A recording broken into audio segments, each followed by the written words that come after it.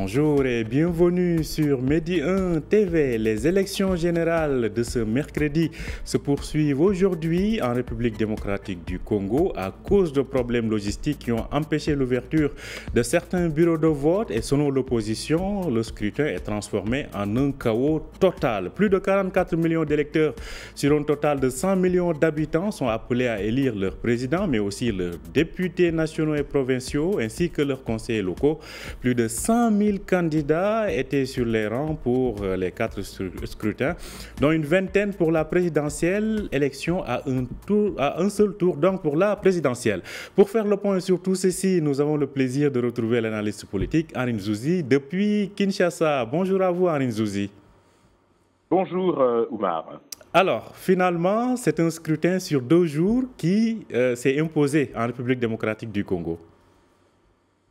Oui, effectivement, la CENI qui avait de toute façon eu l'honnêteté de prévenir qu'il y aurait quelques difficultés d'ordre logistique a suivi en fait les suggestions qui ont été formulées notamment par la mission d'observation électorale de la CENCO et de l'Église du Christ au Congo. Ce sont les 2 missions d'observation les plus puissantes puisque c'est elles qui ont joué un rôle crucial notamment en 2018 et cette organisation a suggéré à la CENI de faire en sorte que les bureaux de vote qui n'avaient pas pu être opérationnels, notamment hier, puissent quand même être à la portée des électeurs afin qu'ils puissent remplir leurs devoirs civiques. Donc, la CENI a accédé à cette demande. C'est une demande qui a également été formulée par la synergie des missions d'observation citoyenne électorale qui, elle aussi, est arrivée au même constat, compte tenu des difficultés qui ont été observées ça et là, mais qui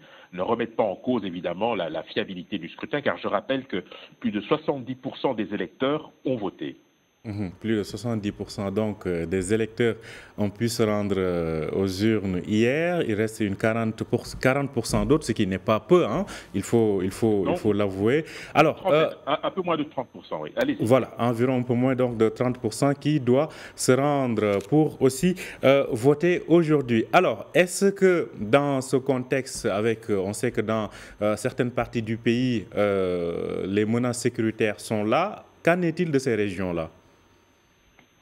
Alors, on savait qu'il y avait notamment dans Rutshuru et dans le Massissi une difficulté. Cela n'a jamais été nié par le gouvernement ni pour la CENI. L'option, en fait, c'est de voir de quelle manière la situation sécuritaire pourrait évoluer pour pouvoir permettre justement à ces zones de pouvoir, lorsqu'elles le pourront, je dirais, remplir leurs devoirs civiques. Ça n'a rien d'exceptionnel. Il peut y avoir un découplage lorsque l'on observe effectivement des difficultés sur le terrain. Mais pour le reste, évidemment, il y a un certain nombre de défis logistiques qui sont en train d'être relevés pour faire en sorte que cette journée supplémentaire puisse être l'opportunité pour ceux qui n'ont pas pu malheureusement le faire hier de pouvoir voter en toute quiétude.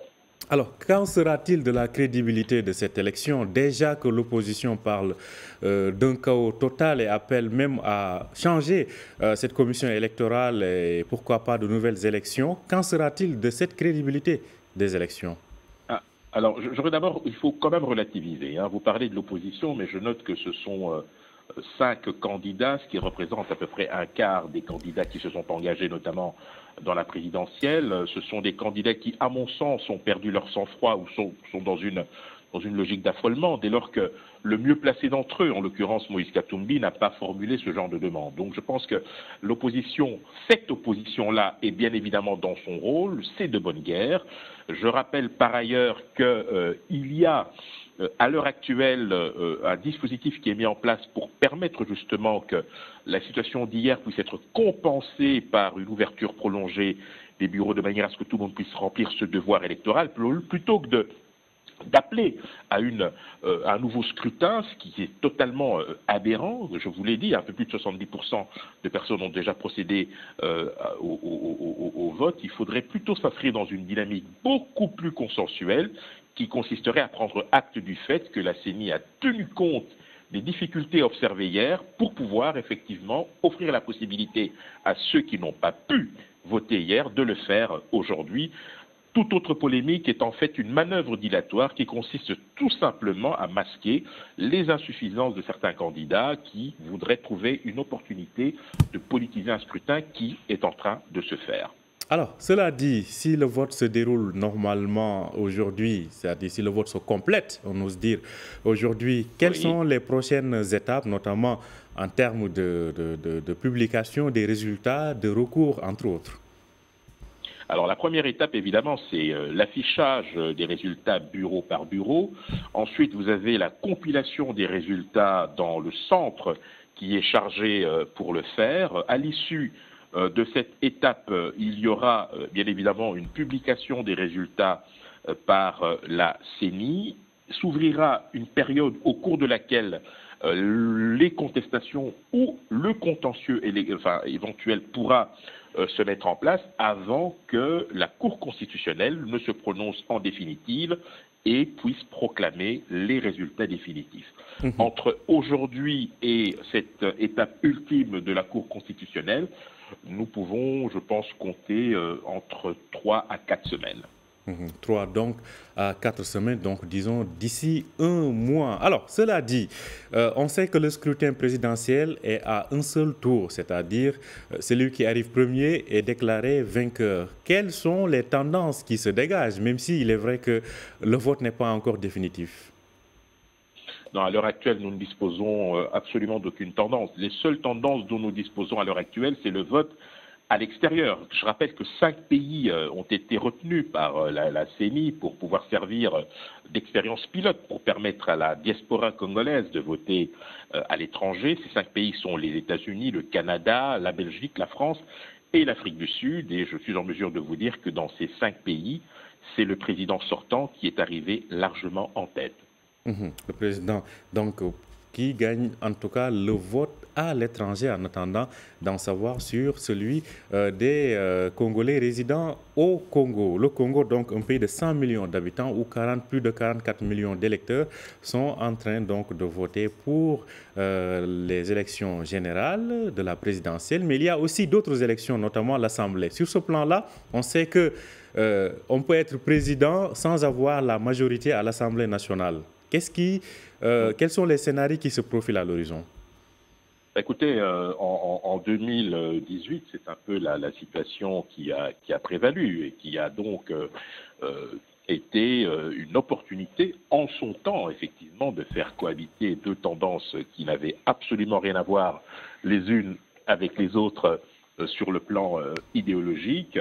Cela n'a pas empêché le président sortant en son temps justement de rompre avec cette alliance contre nature afin de revenir aux fondamentaux. À l'heure actuelle, vous vous en doutez, la première possibilité, c'est que le président qui sera élu aura une majorité. Ça, je dirais que c'est le scénario le plus idéal. Le deuxième scénario, c'est que le président élu ne dispose pas d'une majorité au Parlement pour gouverner. À ce moment-là, nous entrons effectivement dans une forme de cohabitation. Mais il y a aussi un troisième scénario, c'est-à-dire que, un peu comme ce qui se passe à l'heure actuelle en France, vous avez une majorité relative. Ça veut dire que vous avez des alliances qui vont se faire de manière conjoncturelle, au cas par cas, en fonction des sujets, en fonction des dossiers, en fonction des priorités. Alors, cela dit, quels sont les types d'alliances qui peuvent être formées à l'issue de l'élection des députés?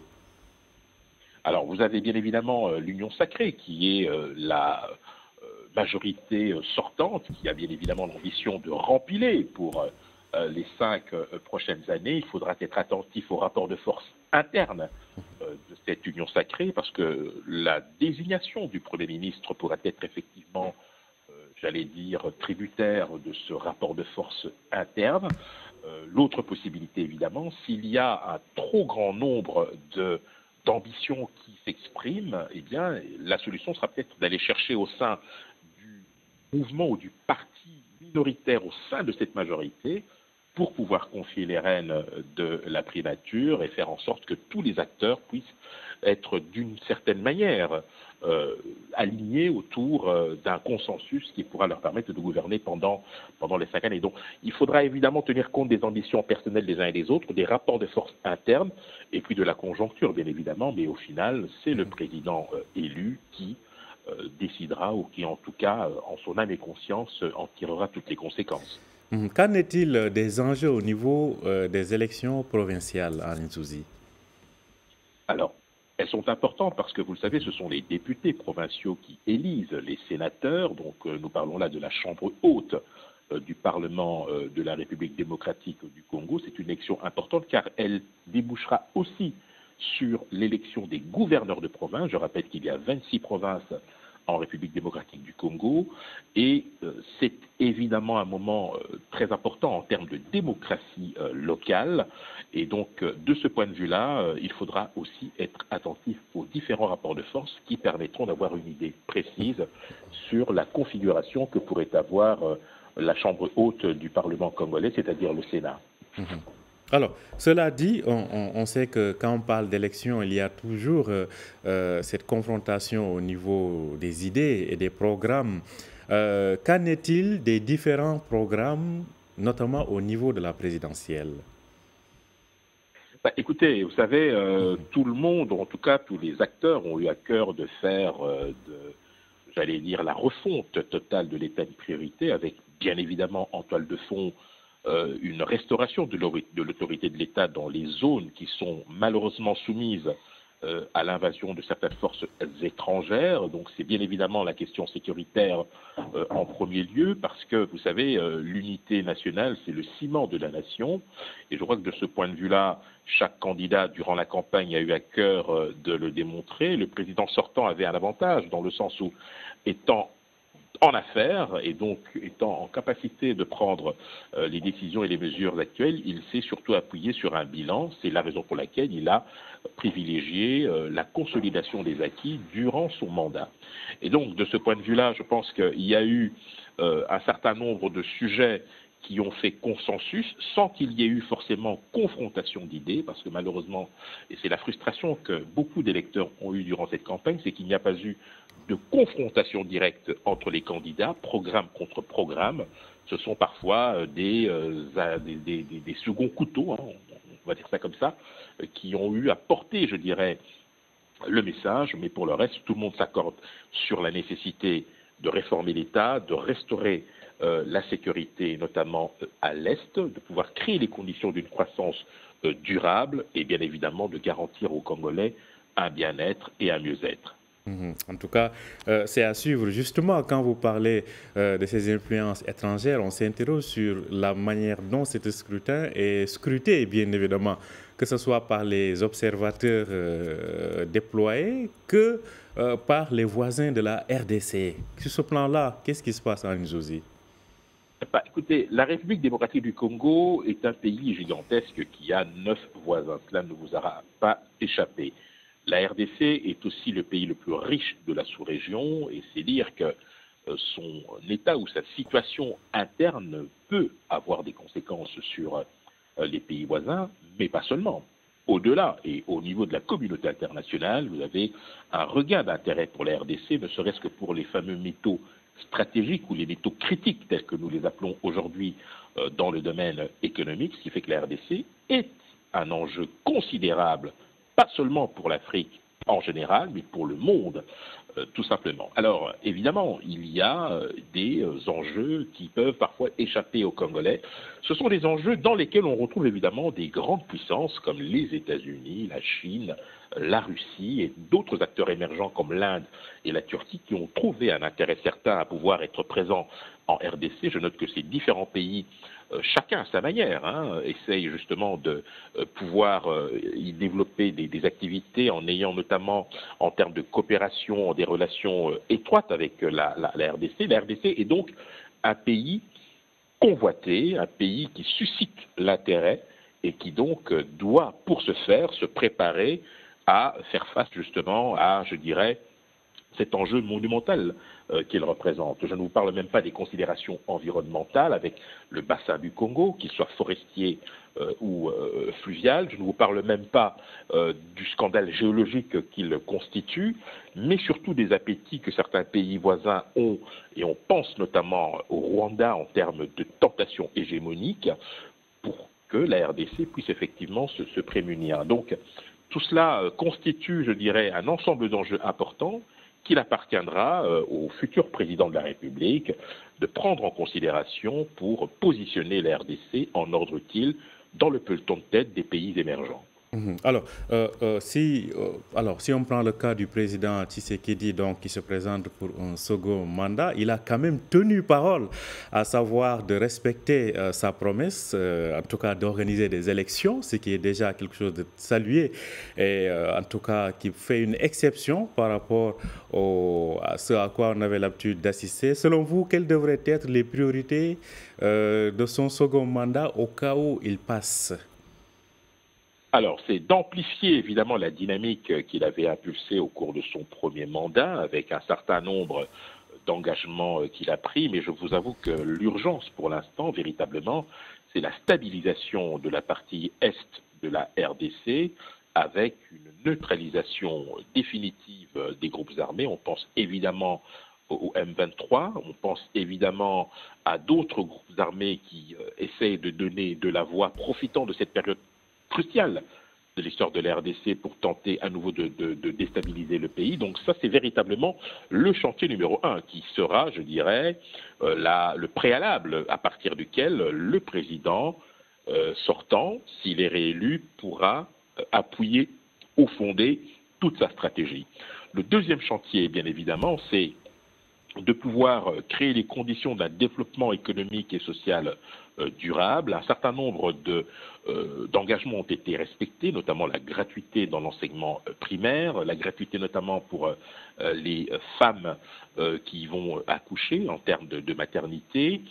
Il s'était engagé à faciliter pour notamment la diaspora congolaise un certain nombre de choses. Aujourd'hui, on sait que la plupart des Congolais qui sont à l'étranger sont exemptés de visa. On parle évidemment de ceux qui ont acquis une autre nationalité. Il y a aussi dans le domaine des universités la promesse faite de pouvoir moderniser les infrastructures. Cela est en train d'être fait et il y a encore d'autres chantiers. Tout n'a pas été fait comme il l'a souhaité. Il est le premier à reconnaître que notamment le chantier de la justice était le plus important et sur lequel il va vraisemblablement concentrer tous ses efforts, à côté bien sûr de la stabilisation des provinces à l'est de la RDC. Vous voyez que l'enjeu reste très important et que par conséquent, il y aura du boulot. En tout cas, c'est à suivre. Merci à vous, Arine Zouzi. Je rappelle que vous êtes analyste politique. Vous nous parliez depuis Kinshasa, donc en République démocratique Congo, où se poursuivent ces élections générales entamées hier, donc mercredi, et donc qui se poursuivent aujourd'hui. Merci d'avoir accepté notre invitation, Arine Zouzi. Merci à vous. Merci de m'avoir reçu. Merci à vous aussi de nous avoir suivis. Je rappelle que vous pouvez retrouver cet entretien sur notre site www.mediennews.com. Bonne journée, bonne suite de programme sur Médien TV.